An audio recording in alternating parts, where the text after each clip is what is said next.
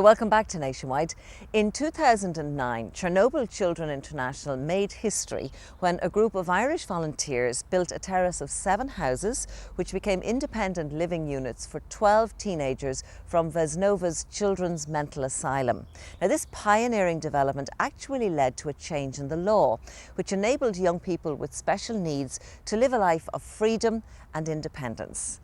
All was going really well until last June when disaster struck because the terrace was destroyed. It was hit by a freak lightning storm.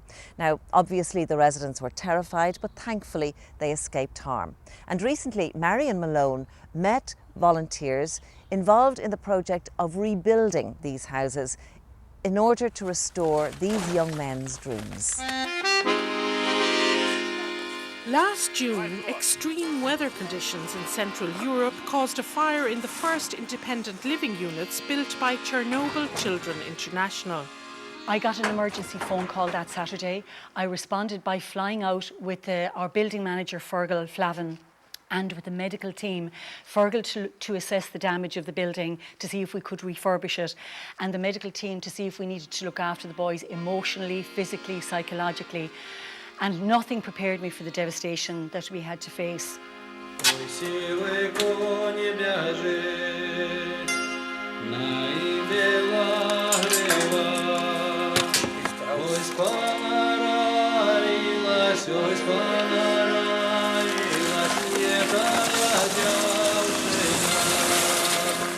I'm here in the middle of Belarus, 170 miles from Chernobyl, and I'm here in the grounds of a children's mental asylum where children live and are detained from the age of 4 to 18.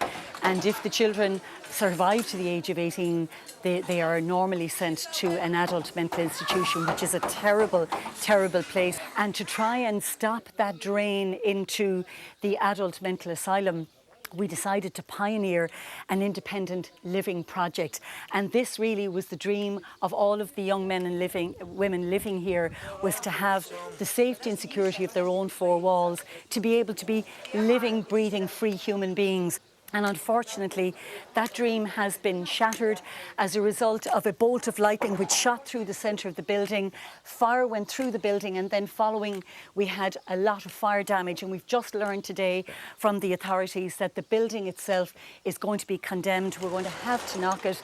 We're going to have to replace it literally from the ground, foundations up. And I have made a promise here today to the young men whose fear is that they will be sent now to the adult mental asylum. I have said to them that their families in Ireland, as they were champions 4 years ago to make this building happen, they will be their champions again. They will raise the €250,000. The builders will come out to make this their homes again.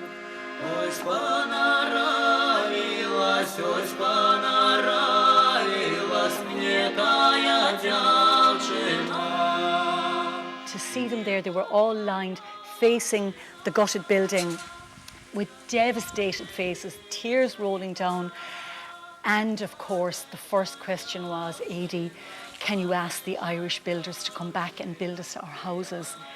And we can't abandon them in their hour of need. And I suppose our appeal is to the hearts of the people of Ireland to say once more, to rise up together and to help us to realise their ambitions and their dreams, to have that hope and home once more. Just have a bathroom here for the lads.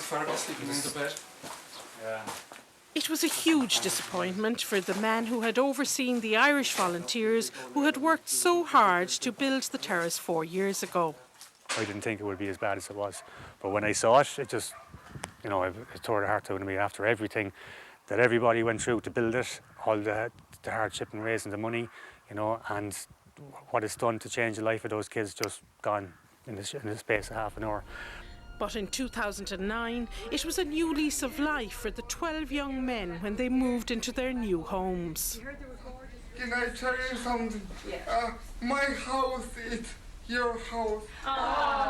Actually, we made history in Belarus because it was the first of its kind, and as a result of the success of the terrace, it's now become the model. And in fact, we brought about a change in the law there to allow people with special needs to have the right to live independently. The inspiration for the independent living units came from the two young men affectionately known as Sasha Blonde and Sasha Black, both of whom grew up in the Vesnova asylum.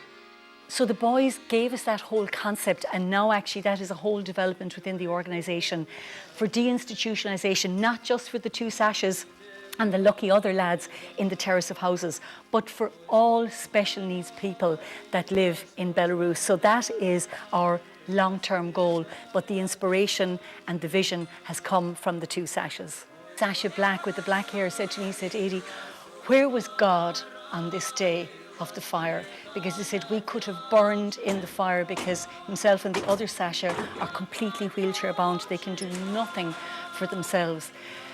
I said, God was there and he will be there. He saved your lives. The other boys came, they showed the bravery and the courage because you're a family. And he will be there again because he will send back the builders. The money will come, we'll buy the building materials, and we will celebrate once more as we celebrated before. We will celebrate again in their beautiful homes. When the terrace was struck by lightning, the two Sashas were thankfully rescued by the more able-bodied residents of the terrace. Sasha Blonde is pinning all his hopes on his home being rebuilt. If I didn't have a house, I have no life and no dream and no anything. Founded in 1991 to help children affected by the Chernobyl nuclear disaster, the organisation is struggling to survive the recession. With just 2 full-time and 4 part-time employees in Ireland, its board of directors, including Adie, work on an entirely voluntary basis and have never been paid.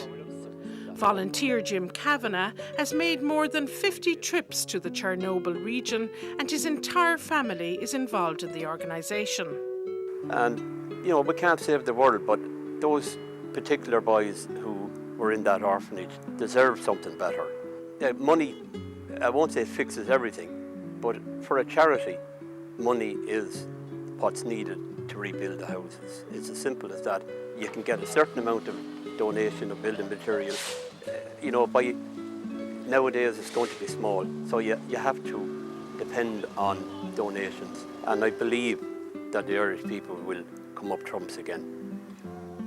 €1.5 million of Irish donations have gone into Vesnova, where the rehab programme is centred.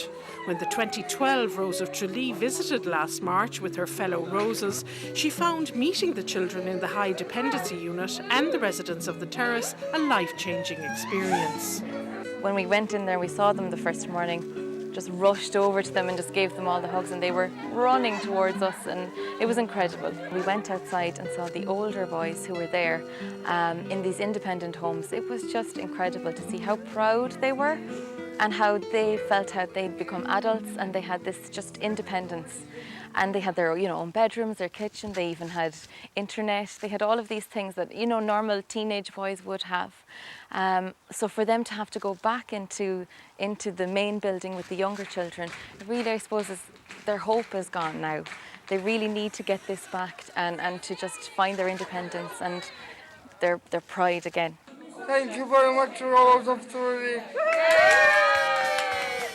There's no shortage of workers eager to rebuild the terrace among the upwards of 1,200 volunteers in Ireland. We have the skills, we have the volunteers, we have an endless amount of people that will come out and work with us for a week and for 2 weeks at a time. All we need basically now is money. If we can get the money together, we will rebuild these houses again, and these young men will have a future again. To sponsor one house is €50,000. And I'm hoping that if we break it down like that, that people will rise to the challenge. Families will come together. People will operate and have little fundraisers. The builders are already actually fundraising. The difference that this will make by even rebuilding even better, because we'll make them more eco-friendly, more highly insulated, and of course they're going to be larger, so they'll take in more residents. It just means we are restoring a dream. We are, the guys' lives have been shattered enough, having lived in detention for 18 years of their lives, tasted freedom for 4 short years, lived the dream. to have that shattered.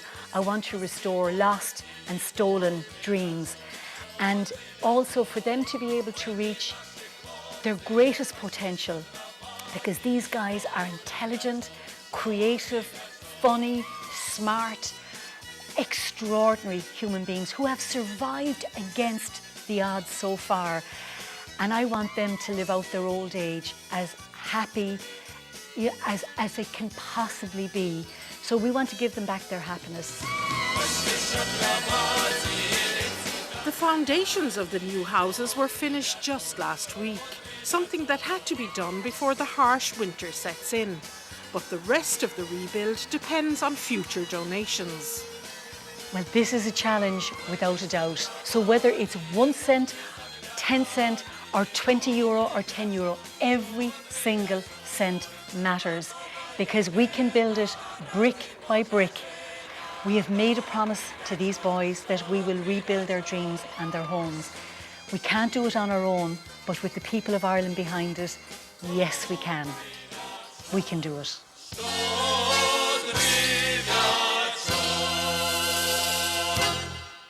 If you feel you'd like to help Chernobyl Children International with this project, well then their website address and also their phone number, which by the way is being manned at the moment, are on your screens now. And with that we've come to the end of this evening's programme. Ben bydden rhaid y fer y geidyn, agus gydaeisiau o'n the heinio'r y fwyrin, I wahagwyf, agus gydaeisiau